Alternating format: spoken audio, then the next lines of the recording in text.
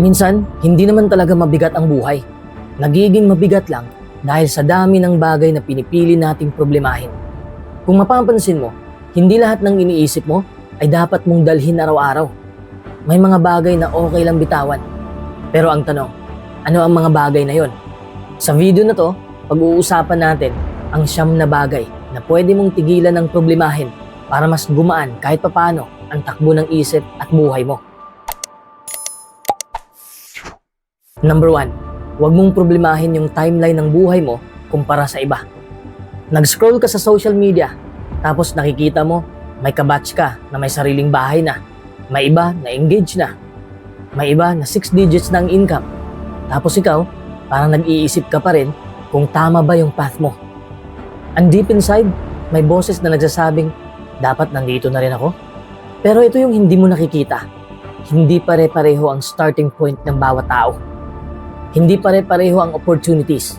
Hindi pare-pareho ang struggles na pinagdadaanan. Yung timeline nila, hindi blueprint ng buhay mo. Kasi kung iisipin mo, parang race lang yan, pero hindi sprint na sabay-sabay kayong tumatakbo sa iisang track. Iba-iba kayo ng lane, iba-iba ng haba ng dadaanan, at iba-iba ng obstacles. So bakit mo i-compare yung takbo mo sa takbo nila? Minsan kasi, you're measuring your behind the scenes against someone else's highlight reel. Yung nakikita mo online, success. Pero hindi mo nakita yung breakdowns nila, yung failures, yung mga gabi na gusto na rin nilang sumuko. Hindi mo nakita yung proseso. Kaya ang dating sa'yo, ang bilis ng progress nila. Habang ikaw parang na-stuck. Pero ang totoo, hindi ka stuck. You're just in a different phase. May mga season talaga sa buhay na tahimik. Yung parang walang nangyari. Walang malaking breakthrough. Walang dramatic na success. Pero doon ka hinuhubog. Doon ka pinapalakas. Doon ka pinapahanda sa next level na hindi mo pa nakikita ngayon. And here's the truth na mahirap tanggapin pero kailangan mong marinig.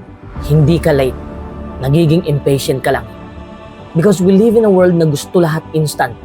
Instant success, instant money, instant validation. Pero ang real growth, mabagal yan. Minsan boring pa nga. Kaya kapag kinukumpara mo yung sarili mo sa iba, parang minamadali mo yung proseso mo. Parang sinasabi mo sa sarili mo, dapat tapos na ako dito. Kahit hindi pa naman talaga. But what if you're exactly where you need to be right now? What if yung delay na nararamdaman mo is actually protection or preparation? Kasi hindi naman goal ng buhay na mauna. Ang goal is makarating ka na buo ka, handa ka, at hindi ka nawasak sa pagmamadali. So next time na maramdaman mong nahuhuli ka, tumigil ka sandali. Remind yourself, hindi ko kailangan makipagkarera sa timeline ng iba. Focus ka lang sa sarili mong pace, sa sarili mong growth. Kasi sa dulo, hindi naman paramihan ng achievements ang labanan. Kung hindi, kung gaano ka naging totoo sa journey mo. Take your time. Hindi ka nahuhuli. You're just becoming. Number 2, huwag mong problemahin yung hindi pa nangyayari. Ito yung isa sa pinaka-sneaky na dahilan kung bakit ka napapagod kahit wala ka namang ginagawa. Yung tipong nakahiga ka lang, tahimik ang paligid, pero ang utak mo, napakaingay. Bigla kang mag-iisip, paano kung mag-fail ako? Paano kung hindi ako mag-succeed? Paano kung i-judge nila ako? Hanggang sa dumami na ng dumami yung what ifs mo at hindi mo namamalayan, kinakain ka na ng sarili mong isip. And the crazy part, wala pa namang nangyayari. You're stressing over scenarios na hindi pa totoo. Parang gumagawa ka ng sariling horror movie sa utak mo. Ganito kasi yan. Ang mind mo, gusto ka niyang protektahan. So ang ginagawa niya, iniisip niya lahat ng pwedeng mangyaring mali para maging handa ka lang. Sounds helpful, right? Pero minsan, sumusobra na ito. Instead na makatulong, nagiging prison siya. Kasi habang iniisip mo yung worst case scenario, nararamdaman na ng katawan mo yung stress kahit wala pa namang aktual na problema. Tumitibok ang puso mo, na-stress ka, napaparalyze ka, all because of something na baka hindi naman mangyari. You're suffering twice. Once in your imagination, and once kapag nangyari talaga. Kung mangyari man. And most of the time, hindi naman mangyari. Ilang beses ka na bang nag-aalala dati na akala mo katapusan na ng mundo? Pero nung dumaan na, napaisip ka, ba't ko ba ito pinoproblema ng sobra? Ganon tayo madalas. We borrow pain from the future. Imbis na gamitin mo yung energy mo sa present, inuubos mo siya sa mga bagay na wala ka pang kasiguraduhan. Kaya tuloy, hindi ka makagalaw, hindi ka makapag-decide, hindi ka makapag-take ng risk. Kasi sa isip mo, natalo ka na agad, even before ka pa sumubok. Pero paano kung baliktarin mo? Instead na puro, what if something goes wrong? Tanungin mo rin ang sarili mo, what if everything works out? What if mas okay pa pala ang mangyayari kaysa sa iniisip ko? Hindi naman kasi automatic na negative ang future. Pero dahil sa fear, doon tayo nakafocus. The truth is, hindi mo makukontrol ang future. Kahit anong overthink mo, hindi niya mapipigilan ang mangyayari. Ang kaya mo lang kontrolin, kung paano ka gagalaw ngayon. So instead na paulit-ulit mong i-replay yung mga bagay na wala pa, try mong bumalik sa present moment. Huminga ka. Tingnan mo kung ano ang nasa harap mo. Ano yung kaya mong gawin ngayon kahit maliit lang. Kasi doon nagsisimula ang tunay na pagbabago. Hindi sa imagination, kundi sa action. At tandaan mo to, hindi lahat ng iniisip mo ay totoo. Minsan, kwento lang yan ng takot mo. Don't let a future that has happened yet steal your peace today. Number 3, huwag mong problemahin yung mga bagay na outside your lane. Ito yung isa sa pinaka-underrated na dahilan kung bakit nauubos ang energy mo. Yung pakikialam sa mga bagay na hindi naman talaga para sa'yo. Alam mo yung pakiramdam na parang ang dami mong iniisip. Pero kapag tinignan mo ng mabuti, hindi naman lahat ng problema na yun ay sa'yo. May issue sa ibang tao, may drama sa paligid, may desisyon na hindi mo naman kontrolado. Pero somehow, dinadala mo pa rin sa isip mo. That's what happens kapag lumalabas ka sa lane mo. Parang nagda-drive ka sa highway, tapos imbis na mag-focus ka sa sarili mong lane, lagi kang nakatingin sa ibang sasakyan. Bakit ang bilis niya? Bakit siya nag-overtake? Bakit ganun yung takbo niya? Hanggang sa hindi mo napapansin, nawawala ka na sa sarili mong direksyon. Ganun din sa buhay. Hindi mo kailangang makialam sa lahat ng issue. Hindi mo kailangang mag-react sa bawat opinyon. Hindi mo kailangang isolve ang problema ng lahat ng tao sa paligid mo. Kasi kapag ginawa mo yan, ang mangyayari, nagiging crowded ang isip mo. You start carrying emotional weight na hindi naman talaga sa'yo. Stress na hindi mo dapat pinapansin. Responsibility na hindi mo naman obligasyon. Halimbawa, may dalawang taong may conflict. Hindi ka naman involved, pero pinipilit mong intindihin, kampihan o ayusin hanggang sa ikaw na yung napapagod. Ikaw pa yung naapektuhan emotionally. Sa dulo, mapapaisip ka, bakit parang ako pa yung drained? Because you stepped outside your lane. Minsan din, nakikisaw-saw tayo sa desisyon ng ibang tao kahit hindi naman sila humihingi ng advice. And when things don't go the way we expect, tayo pa yung naiinis o nadi-disappoint. Pero ang totoo, hindi natin buhay yun. You have your own lane. Sarili mong goals, sarili mong healing, sarili mong growth. Doon pa lang, puno na yan. Hindi mo na kailangan dagdagan ng problema ng iba. Hindi ibig sabihin na magiging selfish ka. It just means you're setting boundaries. May kaibahan ng pagiging caring sa pagiging over-involved. Pwede kang makinig, pwede kang mag-support, pero hindi mo kailangan akuin lahat. Hindi mo kailangan gawing mission ang ayusin ang buhay ng iba. Kasi kapag lagi kang nasa lane ng iba, napapabayaan mo yung sarili mong takbo. And here's the reality, hindi mo makukontrol ang buhay ng ibang tao. Pero kaya mong kontrolin kung saan mo ilalagay ang energy mo. So choose wisely.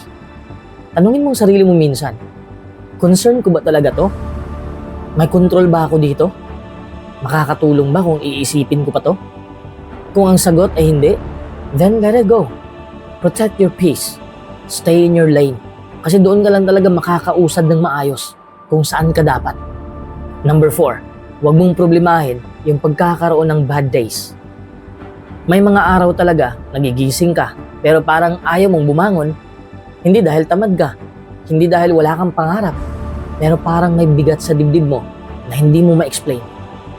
Yung simpleng bagay na ginagawa mo araw-araw, biglang ang hirap gawin. Kahit mag-reply sa messages, kahit mag-focus, kahit ngumiti, parang effort lahat. And in those days, ang pinaka-dangerous na nangyayari, hindi yung bad day mismo, kundi yung iniisip mo tungkol sa sarili mo. Bakit ganito ako ngayon? Ang hina ko naman. Dapat okay lang ako eh. Tapos doon nagsisimula yung spiral. From a bad day, nagiging bad thoughts. hanggang feeling mo parang ikaw na yung problema. Pero ito yung kailangan mong maintindihan. Having a bad day doesn't mean you have a bad life. Hindi ibig sabihin na dahil hindi ka productive today, failure ka na. Hindi ibig sabihin na dahil hindi ka masaya ngayon, wala nang magandang mangyayari. It just means tao ka. Even the strongest people you look up to, may days din sila na pagod, drained, at wala sa sarili. The difference, hindi nila ginagawang permanent yung temporary feeling. Kasi ang emotions, parang alon yan. Minsan mataas, minsan mababa, pero hindi siya steady. Kung ano man yung nararamdaman mo ngayon, lilipas din yan. I promise you. Ang problema kasi, minsan pinipilit mong labanan agad. Pinipilit mong maging okay, kahit hindi ka pa okay. Pinipilit mong maging productive, kahit ubos ka na. Tapos kapag hindi mo nagawa, mas lalo mong sinisisi yung sarili mo. What if, instead of fighting it, you allow it? Hindi ibig sabihin na susuko ka. Ang ibig sabihin lang, bibigyan mo yung sarili mo ng space para huminga. Kasi minsan, ang kailangan mo lang, hindi motivation, kundi pahinga. Hindi ka robot. Hindi ka designed para laging on. Kahit phone nga, kailangan i-charge. Ikaw pa kaya? So kapag may bad day ka, hindi mo kailangang ayusin lahat agad. Hindi mo kailangang i-figure out ang buong buhay mo in one day. Pwede mong sabihin sa sarili mo, today, I'll just survive. And that's okay. Kasi minsan, showing up kahit nahihirapan ka, that's already strength. Minsan, yung simpleng pagbangon mo, pagkain mo, paghinga mo, panalo na yon. At tandaan mo, hindi nasisira ang buong kwento ng buhay mo dahil lang sa isang pangit na chapter. Bad days are part of the process. Hindi sila sign na mali ka. Sign sila na napapagod ka lang. So, be gentle with yourself. Hindi mo kailangan maging okay araw-araw. Hindi mo kailangan maging strong palagi. Ang importante, hindi ka sumusuko, even on your worst days. Number 5, huwag mong problemahin yung opinion ng mga taong hindi ka naman kilala deeply.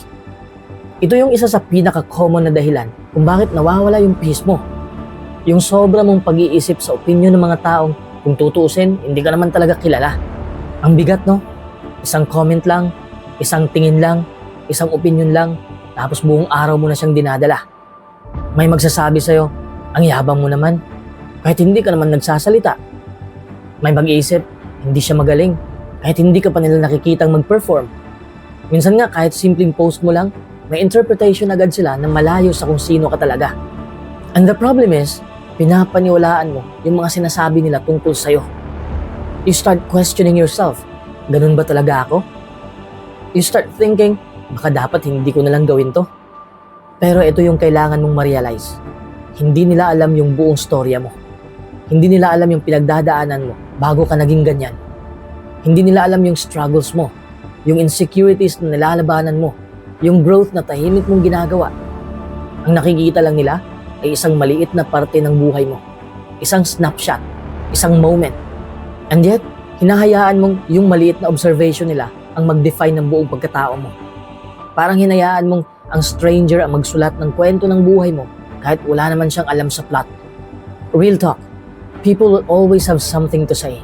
Kahit anong gawin mo, may masasabi sila. Kapag tahimik ka, sasabihin nilang mahiyain ka. Kapag expressive ka, sasabihin nilang papansin ka. Kapag nag-improve ka, may magsasabing nagbabago ka na. So anong point na i-please mo sila? You can't win that game. At masakit mang tanggapin, minsan yung mga taong pinakamalakas magbigay ng opinion, sila pa yung hindi naman invested sa growth mo. Hindi sila yung nandyan kapag nahihirapan ka. Hindi sila yung tutulong kapag bumagsak ka. Pero sila yung unang may sasabihin kapag may nakita silang mali. So bakit mo ibibigay sa kanila yung power na kontrolin yung tingin mo sa sarili mo? Here's a shift na makakatulong sa'yo. Not all opinions deserve access to your mind. Kung ang isang tao hindi ka naman kilala deeply, then bakit magiging valid ang judgment niya tungkol sa'yo? Hindi ibig sabihin na sarado ka sa feedback. May mga criticism na kailangan mo ring pakinggan, lalo na kung galing sa mga taong kilala ka, mahal ka, at gusto kang makitang mag-grow. Pero iba yon sa random opinions na walang depth, walang context, at minsan galing pa sa projection ng sarili nilang insecurities. Kasi minsan, hindi ka nila ginajudge dahil sa kung sino ka, kundi dahil sa kung ano ang nakikita nila sa sarili nila kapag nakikita ka. Magets mo ba? And once you understand that, something changes. Hindi ka na basta-bastang natitinag, hindi ka na agad naapektuhan. Hindi dahil wala kang pakialam, kundi dahil alam mo na kung sino ka. You become grounded. Because at the end of the day, mas importante yung tingin mo sa sarili mo kaysa sa tingin ng taong hindi ka naman talaga kilala. So next time na may marinig kang opinion na parang sumasakit yung loob mo, ask yourself, kilalang kilala ba ako ng taong to para paniwalaan ko siya? Kung hindi, maybe it's time to let it go. Protect your mind. Protect your identity. Hindi lahat ng boses deserve ng space sa utak mo. Number 6, huwag mong problemahin yung mga bagay na wala ka ng kontrol. Kasi natural sa atin bilang tao, gusto nating hawak natin lahat. Gusto nating sigurado. Gusto nating predictable ang outcome. Pero ang realidad, hindi ganun ang buhay. May mga bagay talagang kahit anong isip mo, kahit anong worry mo, kahit anong pag-aalala mo, kahit anong what if mo, hindi na magbabago. Yung mga nangyari na sa past, kahit balikan mo pa yan ng paulit-ulit sa isip mo, hindi mo na mababago yung outcome. Pero minsan, ginagawa pa rin natin. Nire-replay natin yung senaryo sa utak natin. Iniisip natin, sana ganito sinabi ko, sana ganitong ginawa ko. And without realizing it, you're mentally living in a place na wala ka ng power. Ganon din sa mga bagay na hawak ng ibang tao. Yung desisyon nila, yung feelings nila, kung paano kanila tratuhin. Kahit anong effort mo, hindi mo kayang kontrolin kung pipiliin ka nila o hindi. Kahit gaano ka kabait, hindi mo kayang i-force ang respeto o pagmamahal. And that's painful. Kasi gusto mo sanang ayusin, gusto mong i-fix, pero hindi lahat naaayos ng effort. Minsan, kahit ibigay mo na yung best mo, wala pa rin. Not because kulang ka, pero dahil hindi talaga para sa'yo yung sitwasyon. Ito yung part na mahirap, pero freeing at the same time. You have to learn when to let go. Hindi ibig sabihin na sumuko ka. Ang ibig sabihin lang, tinatanggap mo na may hangganan ang kontrol mo. Because the more na pinipilit mong kontrolin ang hindi mo kaya, the more kang napapagod. Para kang humahawak ng tubig, habang mas hinihigpitan mo, mas lalo siyang nawawala. And honestly, a lot of your stress doesn't come from the situation itself. Galing yan sa pagpilit mong kontrolin ang isang bagay na hindi naman talaga controllable. What if instead na i-control mo lahat, you shift your focus? Instead of asking, paano ko babaguhin to? Try asking, paano ako magre-respond dito? Kasi doon ka may power. Sa response mo, sa mindset mo, sa kung paano mo haharapin yung sitwasyon. You can't control everything, but you can control how you show up. At kapag natutunan mong i-let go yung mga bagay na wala ka ng control, parang may bigat na mawawala sa dibdib mo. Parang first time, makahinga ka ulit ng maayos. Hindi na kailangang i-overthink. Hindi na kailangang i-fix lahat. Minsan, ang pinaka-mature na move na pwede mong gawin is to accept things as they are and choose peace anyway. Kasi hindi lahat ng laban kailangan mong ipanalo. Yung iba, kailangan mo lang bitawan. Number 7, huwag mong problemahin yung iniisip ng ibang tao tungkol sa'yo. Ito yung isa sa pinaka-nakakapagod na habit. Yung lagi mong iniisip kung ano ang tingin ng ibang tao sa'yo. Yung tipong kahit simpleng galaw lang, ino-overanalyze mo. Okay lang ba sinabi ko? Baka ang awkward ko kanina? Baka hindi nila ako gusto? Tapos paulit-ulit mo yung nire-replay sa utak mo. Parang naka-loop na video na hindi mo ma-stop. And the truth is, most of the time, ikaw lang ang nagbibigay ng sobrang bigat sa moment na yon. Kasi habang ikaw, iniisip mo kung anong impression mo sa kanila, sila rin, busy kakaisip kung anong impression nila sa ibang tao. Everyone is caught up in their own world. Hindi ka nila pinagmamasdan 24/7 the way you think they are. Pero gets naman kung bakit ganito. Natural sa atin na gusto nating matanggap tayo ng iba. Gusto nating magustuhan tayo. Ayaw nating ma-judge. It's human. Pero nagiging problema na siya kapag doon na umiikot yung desisyon mo. Kapag hindi mo na ginagawa yung gusto mo kasi natatakot ka sa sasabihin nila. Doon ka na unti-unting nawawala. Kasi imbis na maging totoo ka sa sarili mo, nag-a-adjust ka para lang mag-fit. You filter your personality. You shrink yourself. You hold back your opinions. Lahat para lang masabing okay ka sa mata ng iba. Pero ito yung reality na minsan mahirap tanggapin. Kahit anong gawin mo, may masasabi at masasabi pa rin ang tao. You can be kind and someone will say you're weak. You can be confident and someone will say you're arrogant. You can stay quiet and someone will say you're boring. Walang bersyon ng sarili mo na universally approved ng lahat. So kung ganun din lang, bakit mo pa ibibigay sa kanila yung control kung paano mo i-live yung buhay mo? Imagine mo, you're living your life based on opinions na pabago-bago, subjective, at kadalasan hindi naman talaga about sa'yo. Minsan, projection lang yan ng sariling insecurities nila. At eto pa, masakit pero totoo. Yung mga taong pinaka-kinatatakutan mong ma-judge ka, malamang hindi ka naman talaga ganun ka-importante sa araw-araw nilang iniisip. Hindi dahil wala kang halaga, kundi dahil lahat tayo may sari-sariling mundo na iniintindi. So habang ikaw, natatakot mag-post, magsalita, mag-try, dahil baka may masabi sila, ikaw din ang mawawala ng pagkakataon na ma-express kung sino ka talaga. You miss opportunities. You miss growth. You miss being yourself. And here's a shift na makakatulong sa'yo. Instead of asking, anong iisipin nila sa akin? Try asking, ano bang gusto kong gawin kahit walang nanonood? That's where freedom starts. Kasi kapag dumating ka sa point na okay ka, kahit may makagusto man sa'yo o wala, doon mo mararamdaman yung gaan. Yung hindi ka na controlled ng external validation. Yung kaya mo nang maging sarili mo without constantly looking over your shoulder. Hindi ibig sabihin ito na wala ka nang pakialam sa lahat. It just means pinipili mo kung kaninong opinion ang may bigat. At sa totoo lang, hindi dapat lahat may access sa peace of mind mo. So unti-unti, sanayin mong sarili mo na i-let go yan. Hindi overnight mawawala. Pero every time na pipiliin mong maging totoo kaysa mag-pretend, you're taking your power back. At doon nagsisimula yung totoong confidence. Hindi yung galing sa approval ng iba, kundi yung galing sa tahimik na paniniwala na okay na ako kahit hindi nila ako maintindihan. Number 8, huwag mong problemahin yung rejection. Isa to sa pinakamasakit na maranasan, lalo na kapag binigay mo yung best mo, yung tipong nag-effort ka, nag-invest ka ng time, ng feelings, ng energy, tapos sa dulo, hindi ka pa rin pinili. Masakit yan. Walang sugarcoat. Kahit gaano ka katatag, may part sa'yo na mapapatanong, ano bang kulang sa akin? And that question, minsan yan pa yung mas masakit kaysa sa rejection mismo. Kasi ang tendency mo, you take it personally. Iniisip mo na baka hindi ka enough, na baka may mali sa'yo, na baka kung mas magaling ka lang, mas maganda, mas matalino, mas confident, baka pinili ka na. Pero ito yung hindi agad nare-realize ng karamihan. Rejection is not always a reflection of your worth. Minsan, reflection lang yan ng fit. Nakuha mo ba ang punto? Parang sapatos lang yan. Kahit gaano kaganda yung sapatos, kung hindi kasya sa paa mo, hindi mo pipilitin isuot. Diba? Hindi ibig sabihin, pangit yung sapatos. Hindi lang talaga siya para sa'yo. Ganon din sa buhay. May mga pagkakataon na hindi ka pinili. Hindi dahil kulang ka, kundi dahil hindi kayo aligned.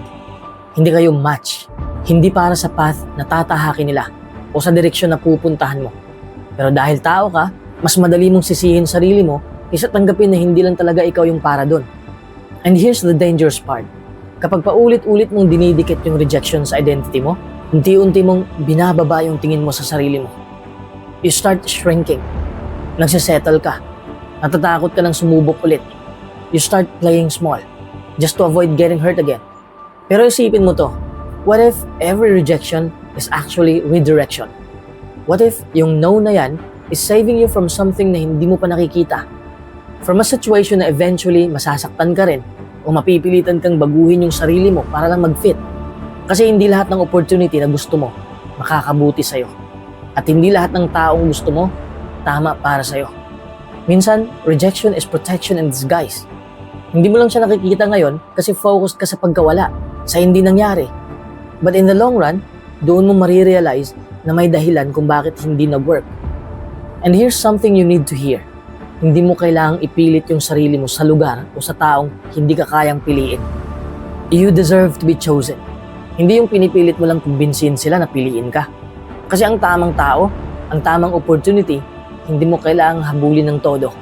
Hindi mo kailangang baguhin yung core mo para lang mag-fit. They will see you. They will value you without you begging for it. So, oo, masakit ang rejection. Damhin mo yan. Valid yan. Pero wag mong hayaang i-define ka nito. Kasi hindi ka rejected person. Isa ka lang taong nasa proseso ng paghahanap kung saan ka talaga belong.